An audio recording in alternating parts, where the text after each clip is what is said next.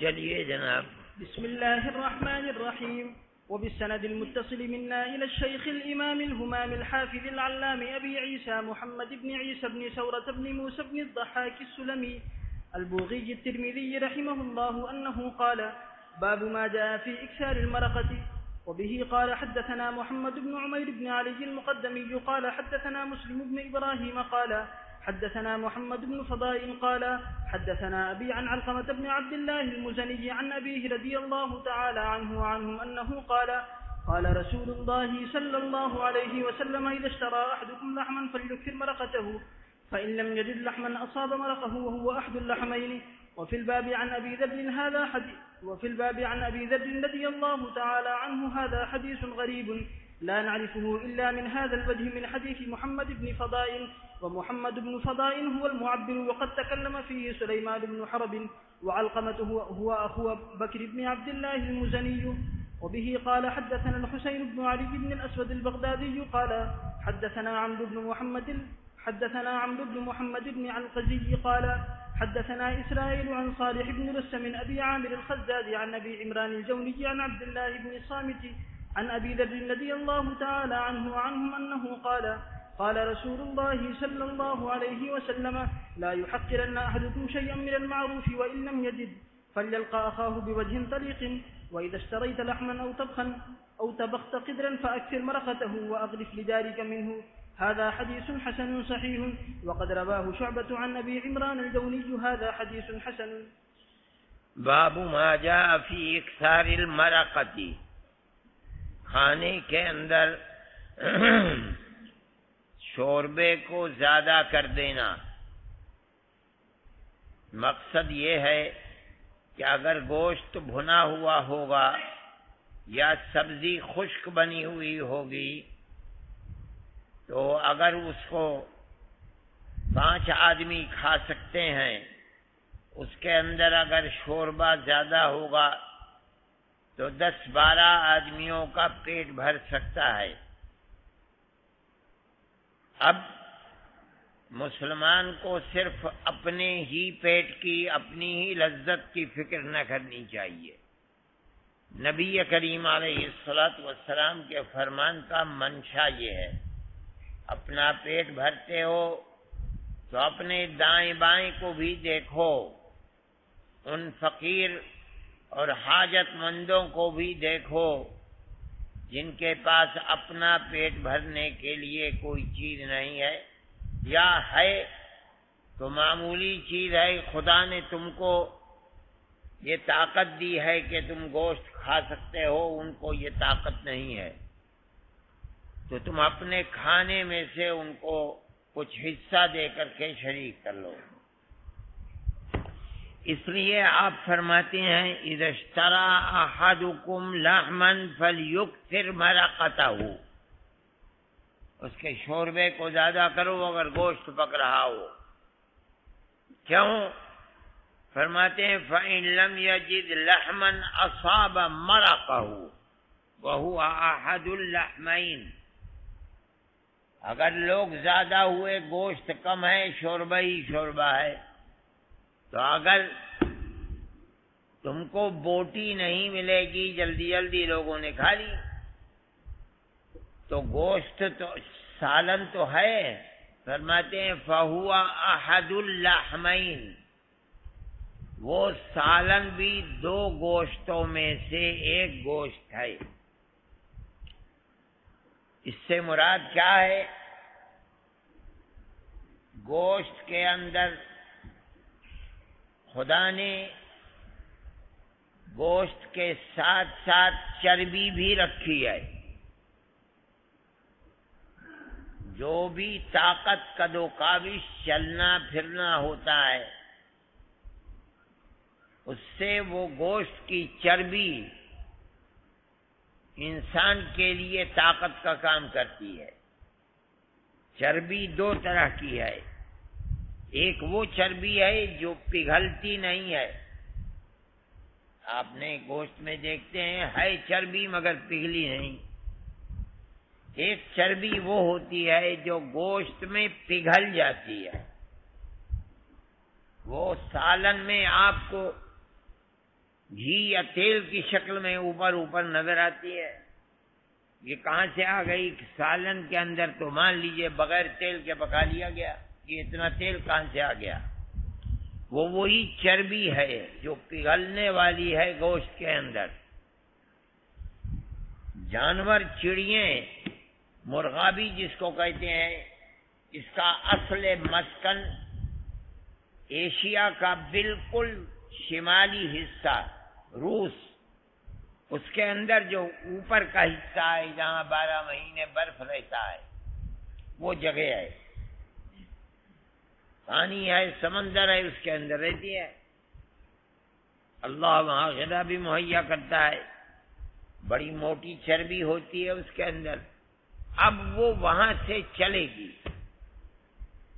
پورے روس کو، ازبکستان، تاجکستان، قزاقستان، قرغیزستان، یہ سب کو طے کر کے چائنا میں آئے گی.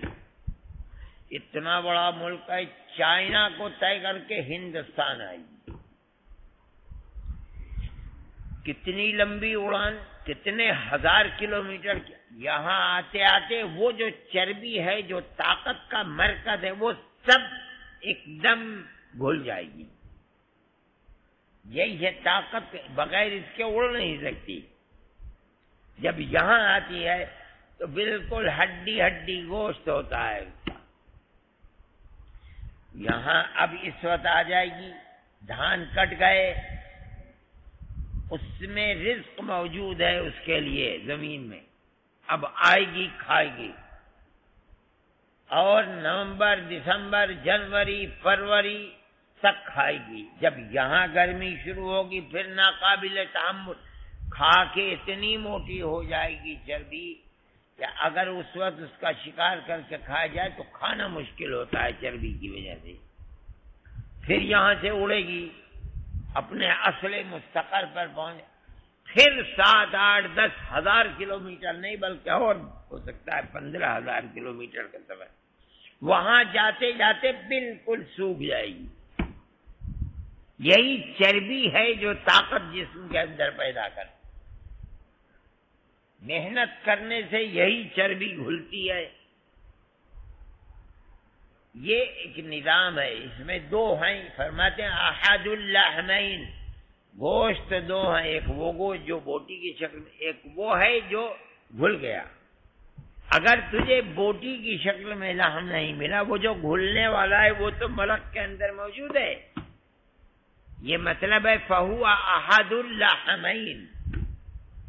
ایک وہ حصہ لحم کا جو خدا نے اندر رکھا ہے وہ پگھلتا ہے اور وہ مرق کے اندر آ جاتا ہے. تو فرماتے چل تجھے بوٹی نہیں ملی تو وہ جو اس کا لب ہے، ست ہے، وہ چربی جو گھل گئی اس کے اندر، وہ تو مل گیا. ایک چیز. دوسری روایت کے اندر فرمایا اذا اشتريت لحما او طبخت قدرا.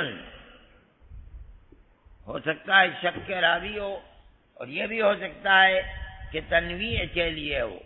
اگر تم نے گوشت خریدا یا گوشت نہیں، تم نے کوئی اور چیز پکائی، تو اکثر مرقتہ ہو. کیوں؟ اغرف لجارک منہ، اپنے پڑوسی کے لیے اس میں سے نکال کر رکھ دے 2-1 چلو. مطلب ہے چلو نہیں، اس کے اندر چلو کیا ہوگا؟ مطلب یہ کہ چمچے سے نکال کر کے اپنے جار کے لیے دے دے. تو اکیلا کھا لے اور جار تیرا صرف خوشبو سونگھے اور یہ سوچے کہ اے اللہ تو نے مجھے دیا ہوتا تو میں بھی کھاتا. اسے افسوس ہوگا. اس کے افسوس کو دور کرنے کا سبب بن جا. یہ تعلیم ہے حسن معاملے کی. ہر چیز کے اندر آدمی کو یہ سوچنا چاہیے، اپنے پڑوسیوں کے حقوق کو پہچاننا چاہیے. پھر اغرف لجاری کا فرمایا. یہاں قید مومن کی بھی نہیں ہے، جار کی ہے.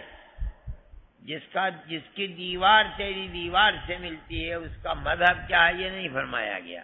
حق ہے اس کا اس کے لیے اغراف کرو، کچھ سالن نکال کر کے دے دو، اس کا حق ہدیہ کر دو، تب اس کے بعد تم کھاؤ گے جو تمہیں کھانے کا حق ہے، ورنہ تم در حقیقت ایمان کا قصور ہے کہ تم پیٹ بھر کے سو رہے ہو اور تمہارا پڑوسی بھوکا ہے، یہ شان ایمانی نہیں ہے۔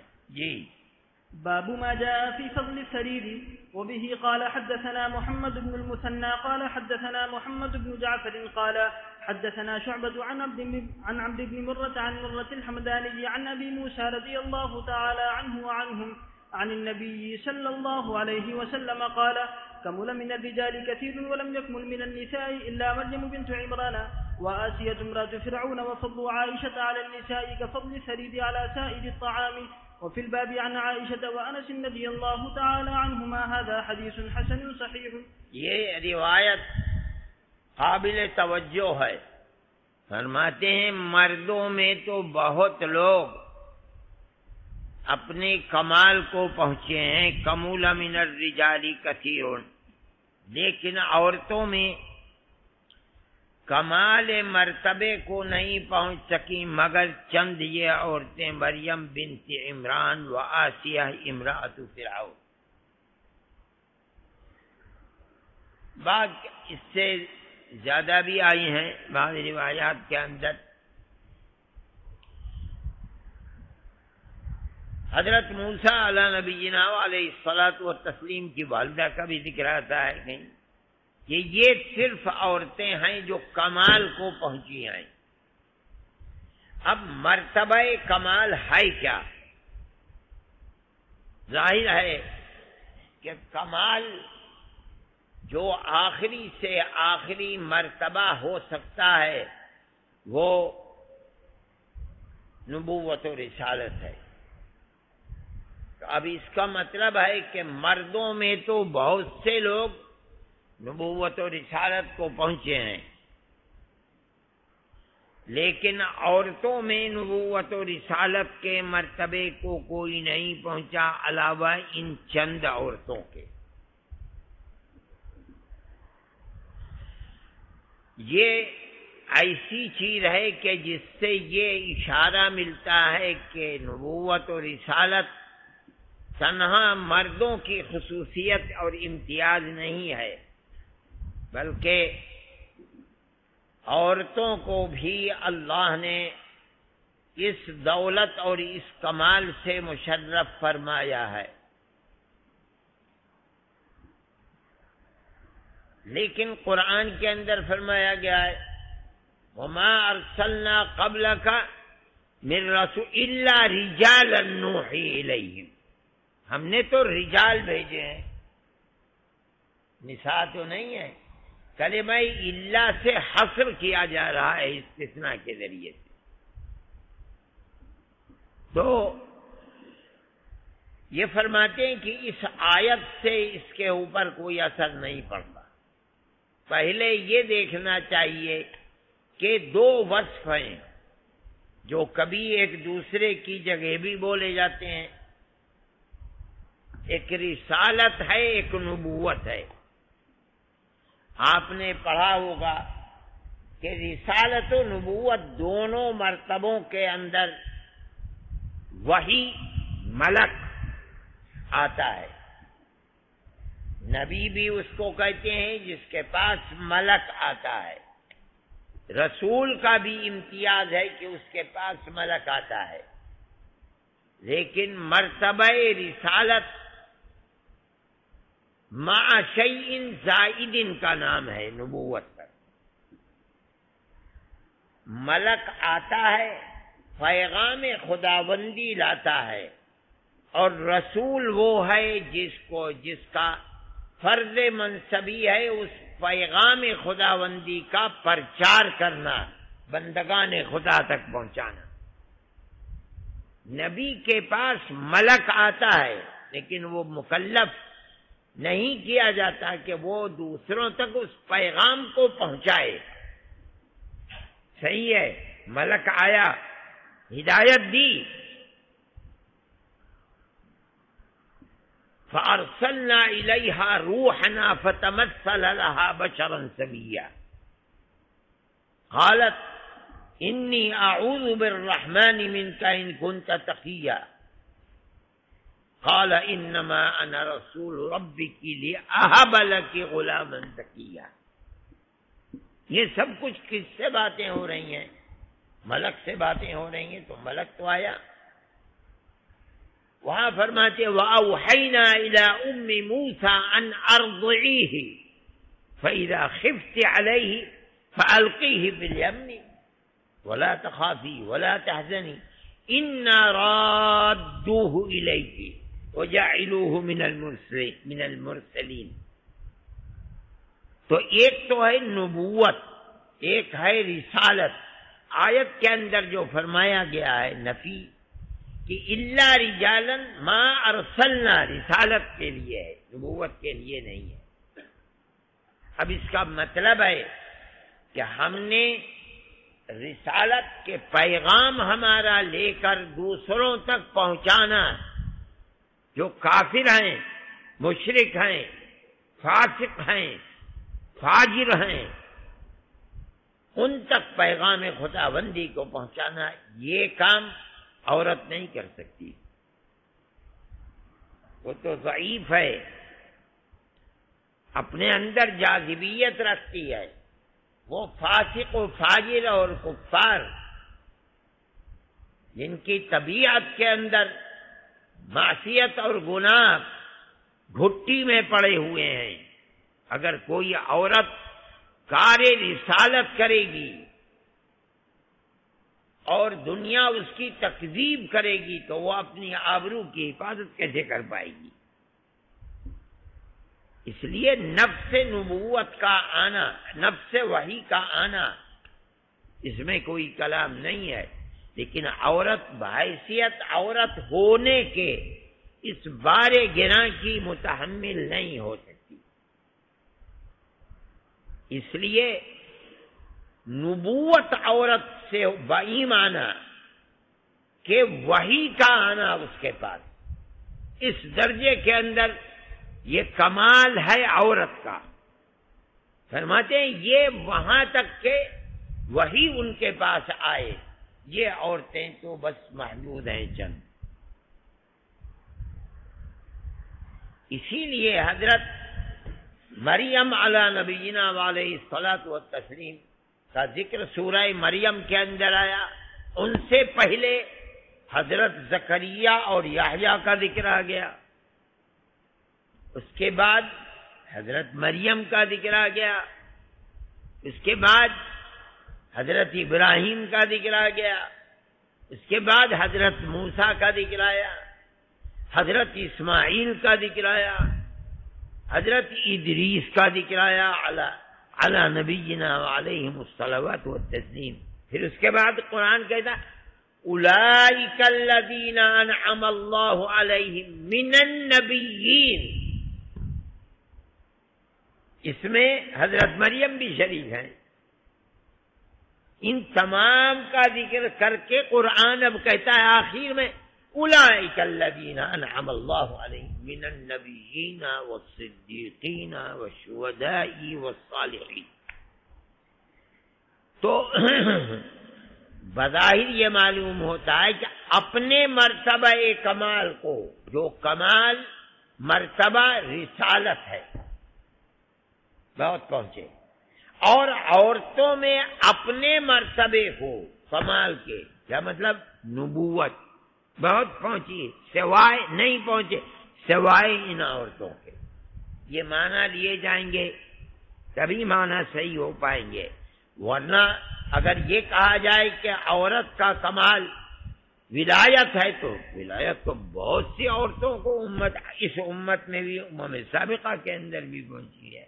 اس لیے کمال مرتبہ عورتوں کا کیا ہے، کمال مرتبہ مردوں کا کیا ہے. مردوں کے لیے رسالت ہے.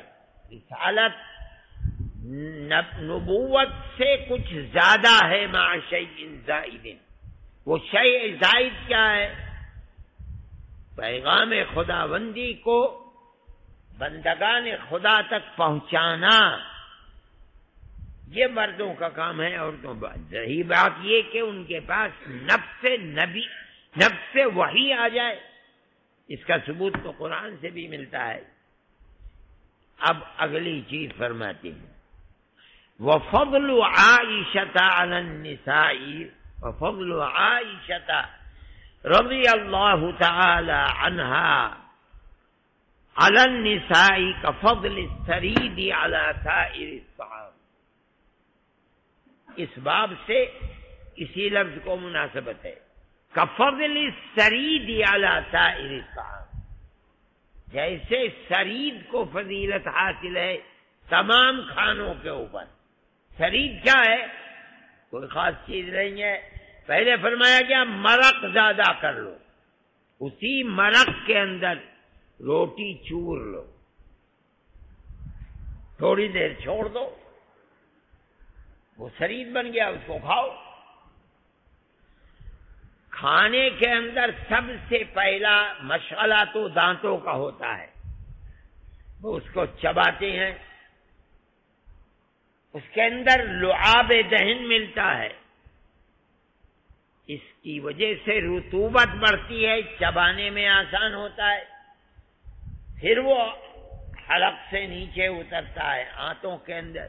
کچھ رطوبت تو اوپر سے آئی لعاب کی، وہاں رطوبت موجود ہے، وہ اس کو اور گلا دیتی ہے، پھر وہ معدے میں پہنچتا ہے، معدے میں اللہ نے خود ایک رطوبت ہضم کرنے والی رکھی ہے، پھر معدے میں دانت ہیں، جانور کے معدے کو دیکھو گے تو اس میں جیسے مخمل میں باہر نکلا رہتا ہے اس کے اوپر رہتا ہے، وہ اس طرح چلتا ہے، وہ ہضم کرتا ہے۔ اگر یہ غذا آدمی کھا رہا ہے اور جلدی جلدی میں مسلم لقمے نکل رہا ہے تو اس کا ہضم صحیح نہیں ہوگا، بڑھاپے میں ہضم خراب ہو جاتا ہے جب دانت نہیں ہوتے، اس لیے کہ وہ روٹی کو چبا نہیں پاتا ہے۔ اب سرید جب بن گیا نہ تو دانت کو کام کرنے کی ضرورت ہے، نہ اس لعاب دہن سے اس کو ہضم کرنے کی ضرورت ہے، معدے میں پہنچا تو وہ خود ایسا ہے کہ 2-4 دفعے کے اندر وہ بالکل چورا چورا ہو گیا۔ تو اس سرید کی فضیلت کی یہ بنیادیں، پھر اگر آپ بیٹھ کر کھاتے ہیں 2 نان، اگر اس کو بھگو لیں اور وہ بڑھ جائے تو وہ 2 نان کے بجائے آپ کا پیٹ 1 نان میں بھر جائے گا۔ اس کا مطلب ہے کہ یہ غذا اب کسی دوسرے کے لیے بچ گئی ہے، وہ بھی اپنے پیٹ کو بھر سکتا ہے۔ یہ ایک دوسرا وصف ہے اس کا۔ حضرت عائشہ صدیقہ رضی اللہ تعالی عنہا کو فضیلت ہے عورتوں پر جس طرح سے کہ فضیلت ہے سرید کو تمام کھانوں کے اوپر۔ مدرسے کے کھانے میں تو شوربہ اسی لیے زیادہ کیا جاتا ہے، لہذا اگر سرید بنا کر کے کھاؤ تو وہ مزیدار بھی ہے، ہضم بھی صحیح رہے گا، کم کھا کر کے پیٹ بھی بھر جائے گا، جس کی امداد نہیں ہے اس کی امداد کا مسئلہ بھی حل ہو جائے گا اور ثواب تم کو ملے گا۔ یعنی دنیا بھی اور آخرت بھی اور صحت بھی، ہر طرح کا فائدہ ہے اس کے اندر، بشرطے کہ آدمی اپنے اندر ایثار و قربانی کو پیدا کرے۔ اب یہاں ایک مسئلہ آتا ہے، حضرت عائشہ صدیقہ رضی اللہ تعالی عنہا کی فضیلت اپنی جگہ پر ہے اور ابواب مناقب کے اندر آ جائے گا، لیکن وہ عورتیں جن کا تعلق ذات نبوت سے رہا ہے اور آپ کے تعلق کی خصوصیات ایسی ہیں کہ جو دوسروں کے ساتھ نہیں ہیں. ان میں 3 عورتیں ہیں. حضرت خدیجہ الکبریٰ رضی اللہ تعالی عنہ، پھر ان کے بطن سے آپ کی چھوٹی صاحبزادی حضرت فاطمہ الکبریٰ رضی اللہ تعالی عنہ سے جو آپ کا تعلق ہے وہ دوسری بچیوں کے مقابلے میں زیادہ محسوس ہوتا ہے. پھر حضرت عائشہ صدیقہ رضی اللہ تعالی عنہ. تو کیا اس کا مطلب یہ ہے کہ فضل عائشہ علی النساء کے اندر مطلقاً استغراق لیا جائے یا استغراق نہیں ہے؟ تو حقیقت یہی ہے کہ ان میں سے ہر ایک کو دوسرے کے اوپر فضیلت خاص خاص جہت سے حاصل ہے، مطلقاً یہ چیز نہیں ہے. اس کو یوں سمجھنا چاہیے کہ حضرت خدیجہ الکبریٰ رضی اللہ تعالی عنہ نبی کریم علیہ الصلوۃ والسلام کی سب سے پہلی اہلیہ محترمہ ہیں، ام المؤمنین. آپ کی کاروبار میں شریک بھی ہیں، اسی سے آپ کی امانت و دیانت کو دیکھا. اس زمانے کے اندر جو عرب کا حال تھا اس میں امانت و دیانت کا فقدان تھا. ان کو دیکھا تو یہ سمجھا کہ یہ آدمی ایسا شریف اور نسبی اعتبار سے بنو ہاشم میں سے آپ، اس لیے طبیعت کا میلان ہوا کہ ان کے ساتھ نکاح کیا جائے. حالانکہ بہت تفاوت تھا. مورخین کہتے ہیں اس وقت نبی کریم علیہ الصلوۃ والسلام کی عمر 25 سال تھی اور ان کی عمر 40 سال تھی. چنانچہ نکاح کا پیغام بھیجا ابو طالب کے پاس اور نکاح ہو گیا. جب نکاح کی مجلس ہوئی تو ابو طالب نے خطبہ دیا،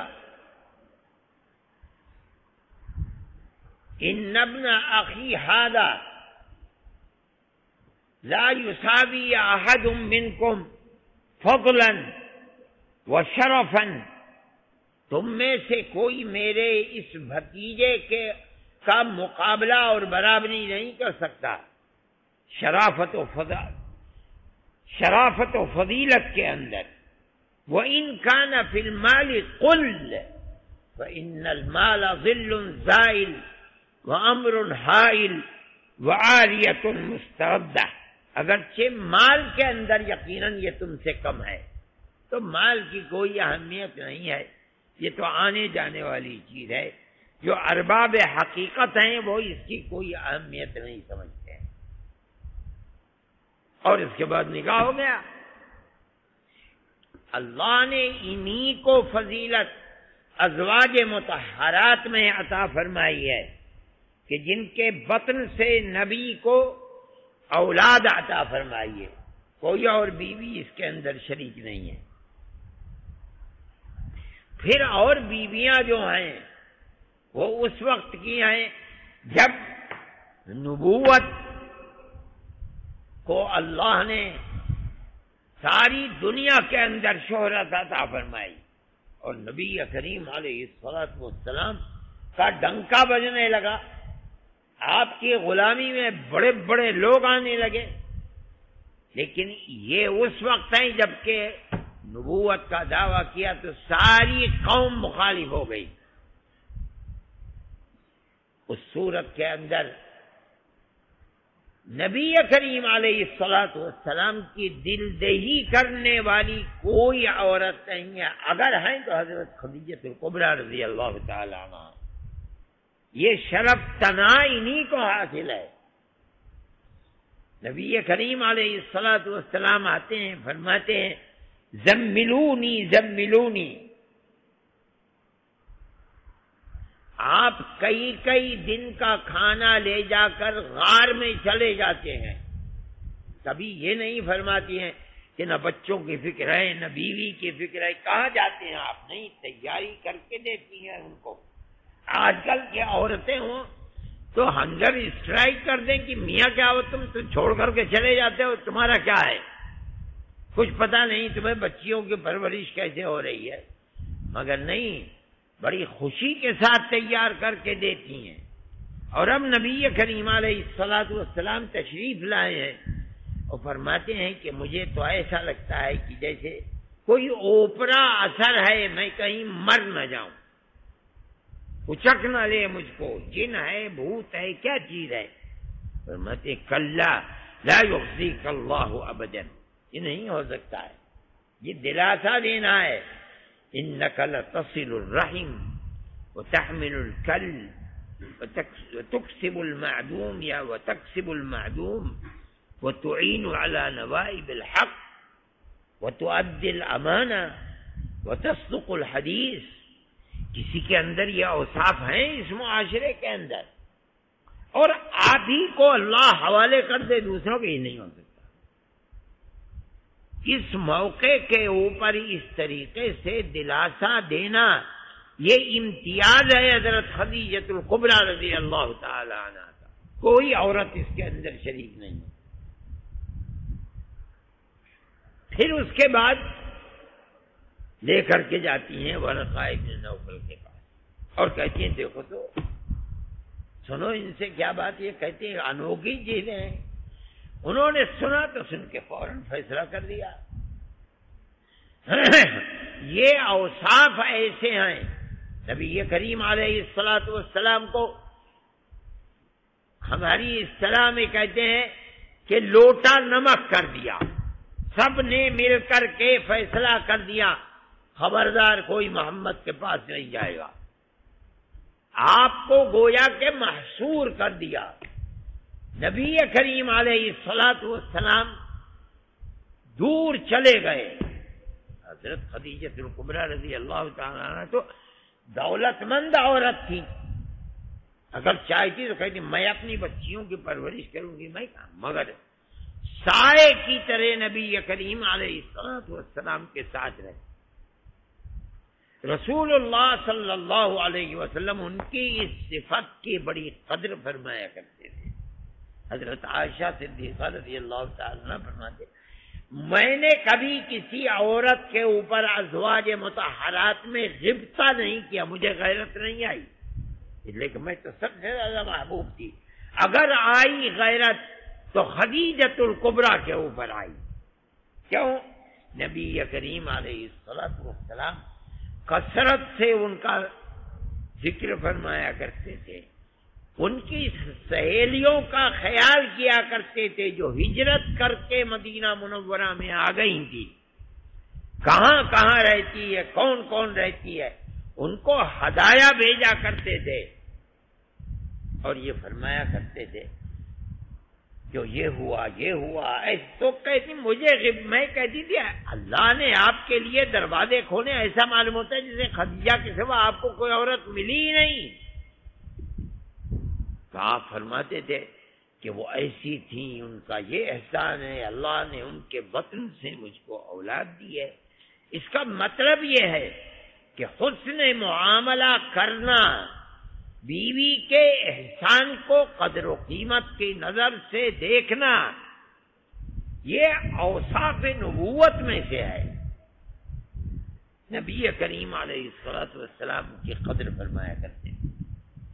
اس زمانے میں جب قریش نے آپ کا ساتھ چھوڑ دیا تھا، پھر بھی سائے کی طرح آپ کے ساتھ رہنا رات اور دن، یہ وہ وصف ہے کہ حضرت خدیجہ الکبریٰ رضی اللہ تعالی عنہ کا کوئی اس کے اندر شریک ہے۔ حضرت فاطمہ رضی اللہ تعالی عنہ ایک تو ان کے بطن سے ہیں، پھر آپ نے فرمایا سیدۃ نساء اہل الجنت فاطمہ رضی اللہ تعالی عنہ۔ پھر روایات میں آئے گا کہ آپ جب باہر تشریف لے جاتے تھے تو سب سے آخر میں ملنے کے لیے حضرت فاطمہ رضی اللہ تعالی عنہ سے کہ یہاں تشریف لے جاتے تھے، اور جب وہ آتے تھے تو سب سے پہلے آتے تاکہ فرقت کا زمانہ سب سے زیادہ قریب ان سے ہو۔ جب ان کے گھر جاتے تھے وہ اٹھتی تھی، آپ کے ہاتھ کو پکڑتی تھی، چومتی تھی اور اپنی جگہ بیٹھالتی تھی، اور جب وہ آتی تھی تو آپ اٹھتے تھے اور اپنی جگہ بیٹھالتے تھے۔ یہ ان کے ساتھ معاملہ تھا، اور صاحب السر ہیں۔ روایت میں آئے گا جب آخری وقت ہوا وہ آئی ملنے کے لیے تو ہاتھ پکڑ کر کے سینے سے قریب اور کان میں کچھ فرمایا، وہ رونے لگی، پھر قریب کیا کچھ فرمایا، وہ ہنسنے لگی۔ حضرت عائشہ صدیقہ رضی اللہ تعالی عنہ فرماتی ہیں کہ میں نے کہا کیا ہوا؟ کہا یہ تو سر ہے، میں نبی کریم علیہ الصلوۃ والسلام کے راز کو فاش نہیں کروں گی۔ جب آپ اس دنیا سے پس پردہ تشریف لے گئے تو اب پوچھتی ہیں اب بتاؤ؟ میں ہاں اب بتاؤں۔ آپ نے پہلی مرتبہ مجھے قریب کیا، میرے کان میں یہ فرمایا کہ بس اب میں جانے والا ہوں، تو میں رونے لگی۔ تو پھر مجھے قریب کر کے فرمایا کہ سب سے پہلے میرے خاندان میں تم مجھ سے آ کر کے ملو گی جنت، تو میں ہنسنے لگی۔ حالانکہ آپ یہ خبر دوسروں کو بھی دے سکتے تھے، مگر یہ خبر اور یہ اطلاع تنہا حضرت فاطمہ رضی اللہ تعالی عنہ کو دی، اس لیے اس اعتبار سے خصوص پھر آپ کے جسم کا ٹکڑا ہے۔ حضرت عائشہ صدیقہ رضی اللہ تعالی عنہ علم نبوت کی حامل ہیں، آپ سے لیا ہے، سیکھا ہے۔ حضرت ابو موسیٰ اشعری رضی اللہ تعالی عنہ فرماتے ما اشکل علینا اصحاب رسول اللہ صلی اللہ علیہ وسلم، کوئی اصحاب رسول اللہ پر کسی مسئلے کے سمجھنے میں جب کبھی بھی الجھن آئی، اگر ہم نے اسے حضرت عائشہ صدیقہ رضی اللہ تعالی عنہ کے سامنے پیش کیا تو ووجدنا عندها منه علما، ہمیں ان کے پاس سے اس سلسلے میں کچھ نہ کچھ ملا ہے۔ اس سے پتہ چلتا ہے کہ دیگر ازواج مطہرات کو خدا نے علوم نبوت کے حصول میں وہ امتیازی صفت نہیں دی تھی جو امتیازی صفت حضرت عائشہ صدیقہ رضی اللہ تعالی عنہ کو دی تھی۔ اصحاب رسول اللہ صلی اللہ علیہ وسلم آیات قرآنیہ اور احادیث کے سمجھنے میں مشکل آتی تھی تو ان کے پاس جاتے تھے اور وہ اس کا حل فرمایا کرتے تھے۔ یہ امتیاز ان کا ہے۔ پھر نبی کریم علیہ الصلوۃ والسلام کی محبت کہ آپ پوچھا کرتے تھے کہ آخری وقت میں کیا عائشہ کا نمبر کب آئے گا؟ ازواج مطہرات نے سمجھا کہ آپ وہاں رہنا چاہتے ہیں، سب نے بخوشی اجازت دے دی۔ فرماتی ہیں کہ نبی کریم علیہ الصلوۃ والسلام کی روح پرفتوح نے پرواز کیا ہے درا حالے کہ بین حاقنتی و ذاقنتی، ذقن کہتے ہیں اس کو، حاقنہ یہ میری ذقن کے نیچے میری حاقنہ، یہاں آپ کا سر تھا، میری گود میں تھے آپ جب آپ کی روح نے پرواز کیا ہے۔ اس سے پتہ چلتا ہے کہ نبی کریم علیہ الصلوۃ والسلام کا شدت تعلق جو حضرت عائشہ صدیقہ رضی اللہ تعالی عنہ تھا، باوجود ہے کہ 8 ازواج مطہرات اور بھی ہیں لیکن کسی سے ایسا تعلق نہیں تھا۔ یہ اوصاف ہیں، فضائل ہیں۔ اس کا مطلب ہے کہ مطلقاً کسی کو فضیلت نہیں ہے۔ علوم نبوت یہ اس طرح کے نہ حضرت خدیجہ الکبریٰ رضی اللہ تعالی عنہ کے پاس ہے، نہ حضرت فاطمہ رضی اللہ تعالی. وہ فضیلت جو حضرت فاطمہ رضی اللہ تعالی عنہ کو وہ حضرت عائشہ کو نہیں. جو حضرت خدیجہ الکبریٰ رضی اللہ تعالی عنہ کو فضیلت جن حالات میں آپ کا ساتھ دیا ہے وہ کسی دوسری عورت کو نہیں. اس لیے علل اطلاق کسی کو کسی پر فضیلت نہیں ہے، بلکہ اپنے اپنے خاص امتیازات ہیں جن کے اندر ان تینوں عورتوں کو اپنی اپنی جگہ کے اوپر دوسروں پر فضیلت والا قرار دیا جائے گا. مطلقاً کسی کو کسی کے اوپر فضیلت نہیں ہوگی.